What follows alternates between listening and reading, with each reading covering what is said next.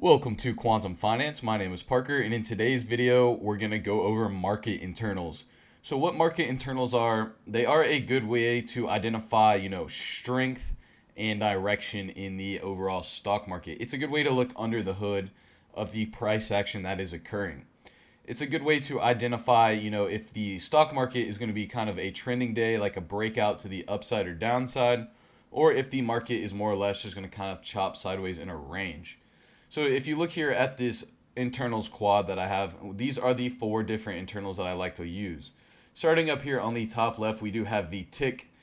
And what the tick does, it basically just shows the difference in the amount of stocks that are, up ticking or down ticking, right? Like making a positive move or a negative move, right? And if the tick is above the zero line, that means there's currently more stocks in the S&P 500 ticking to the upside.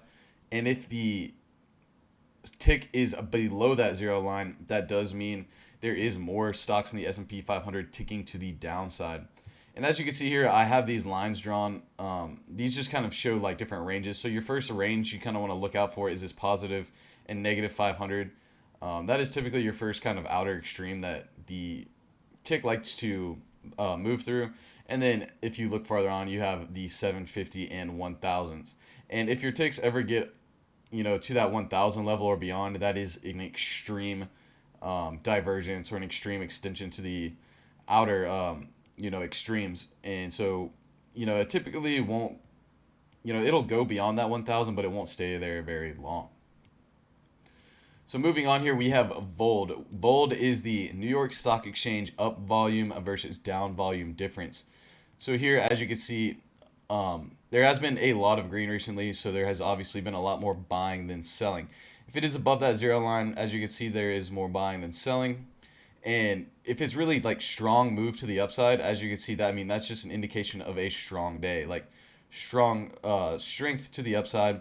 So basically on the chart, if you have any dips or any patterns that look like they're gonna break out, you know, uh, to the upside, you definitely want to be looking to get long, on any type of nice patterns or dips on days like this. But if you see a day like this Wednesday here, as you can see, opening up below that zero line, so that means there was more selling versus volume for most of the morning here. And as you can see, just kind of chopping sideways. This is obviously not a sign of strength in the market. This is obviously going to be one of those sideways kind of days. And we will pull up the SPY here to compare and do more analysis here in a moment. And as you can see, to the downside, if there's more selling than buying, as you can see, the vol difference will be red here. Moving on, we have ADD, which is the New York Stock Exchange advancing issues minus declining issues difference. So what this does, it shows in the New York Stock Exchange the difference in the amount of stocks that are advancing, like going up on the day or going down. So if you have more positive stocks versus negative stocks, as you can see here, if it is above that zero line, that means there's more stocks green on the day.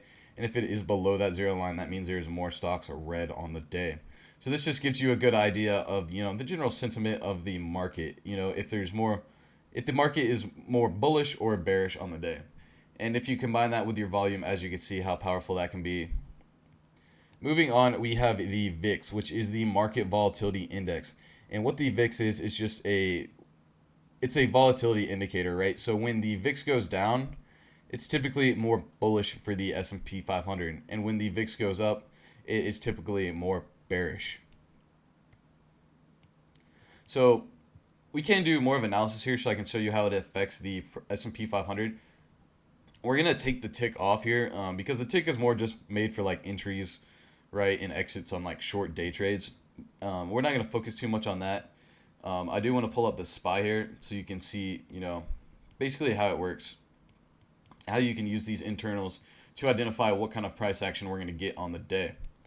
So as you can see, this was Monday. This was July 3rd. So this was a shortened day. So the volume is going to be a lot less, right? And the price action is not going to be as strong. So this is not a typical day, but we can still apply the same, basically strategy to this day as well. So as you can see, on Monday, we got a gap down in the market. And so gap downs are usually like signs of weakness, right? As you can see, getting a nice push up here off the open. And then if you look here at your internals, as you can see, they were just strong, like ripping to the upside green, right? Even though you had a gap down. So when you see this gap down and then the strength off the open with this strengthened volume difference and the advanced add difference, you can assume that the market is still going to be strong on the day. So you can look for any type of pattern or dips. So as you can see, this dip down here at about 10:30, 10:45, this would have been a great opportunity, maybe to start picking up some longs, right? In order to, start selling into the strength that we have. As you can see, the strength in advancing and declining and the strength in vol difference. And we also had weakness in the VIX. So as you can see, even though there was a gap down in the market, there was still underlying strength, right? And so that's the power of looking at internals. Even if the market, gaps down or gaps up, right? You can tell what the direction is more or less going to be based off these internals, right? Like continuing on, we can look at this Friday here. As you can see on this Friday, huge volume difference to the upside, right? Huge, nice green day here in volume. If you look at the advancing and declining, as you see, massive gap up, right? I mean, this is way up here, right? This is a ton of stocks gapping up to the upside. But as you can see, there was a pullback, right? So you had upward volume difference, but downward advancing and declining. So what you want to do with that is you're going to want to wait until these stocks stop pulling back off this huge gap up, right? And wait till they find a bid, right? Till they find support. As you can see, it pulling into this previous high right here. So this is when you can start looking for longs, right? Because you have this nice push off the open, but you do kind of get a long pullback, right? You get this long pullback here in price due to like the amount of stocks actually pulling back off this huge gap up. But you still have strong buying to the upside. There is just, it's just a pullback, right, from being overextended. So when you see the advancing start bottoming out, you can expect a bottoming out in price too. So this could have been a nice opportunity, right, to start getting long, right? When you see this, the advancing and declining start bottoming out here with this amount of strong volume, right? And as you can see here on this breakout of this downtrend, this could have been a nice opportunity for a long as well. We can keep continuing on here. We'll just go back through a couple days so you can see what we're kind of working with. Yeah, we'll look here at this Wednesday, right? As you can see, the volume difference gapping or opening below the zero line and then just kind of chopping through it, going sideways. As you can see, that's kind of basically what we got in the price as well. Sorry about that. As you see, that is what we got in price as well. We got an inside day, choppy kind of day here. As you can see, the opening here, getting a push off the open, pulling back, and then, just going sideways. And if you look down here at the advancing and declining, there's a big gap down below the zero line, but it goes up, right? You have more stocks in negative territory, but they are to the upside. And as you can see, the volume, as you can see, it's just a choppy day, right? You have the volume and the advancing and declining, chopping through that zero line, going both positive and negative. So you can't expect a non-trend type day, and that's exactly what we got here in the stock market, as you can see, going sideways. I do want to look at a red day here. As you can see, we had this Friday as a pretty big red day. You find it here on our advancing and declining. So this is this Friday, right? As you can see, a lot of selling off the open here. But as you see in the stock market, or in the stock itself, there was strength, but there was a massive gap down, right? So that is a huge sign of weakness. And we also had a lot of vol difference to the downside, more selling than buying. And if you look down here at our advancing and declining, as you can see, big gap down to the downside, which means there was more stocks that were, gapping down. But as you can see, there was strength off the open in this advancing and declining, that then it runs into resistance here. As you can see, in the stock market, we do get some strength. We get some buying off this big gap down. But as you can tell, there is still a lot of weakness based off the vol difference, right? There's still more selling. There's more selling into this rally than buying, right? And then as you can see, as the stock market runs into this price action from the previous day, and as the advancing and declining starts running into resistance as well, that is when it tops out and gets a strong move to the downside. So when you see this kind of volume difference, right, and this much stocks declining, you want to look for shorts.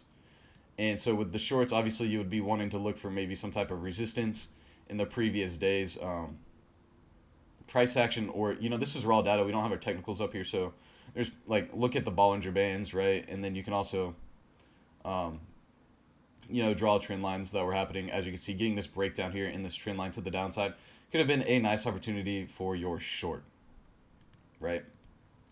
But yeah, that's basically how the internals work and how useful they can be. I would definitely advise making some type of quad or some type of way to, compare the price action in the S&P 500 to the underlying market internals. So you have a better idea of, how aggressive you should be on the day, or if you need to be patient, or, if you should just walk away, right? But yeah, I hope this video made sense. I hope you guys liked it, and I will talk to y'all later.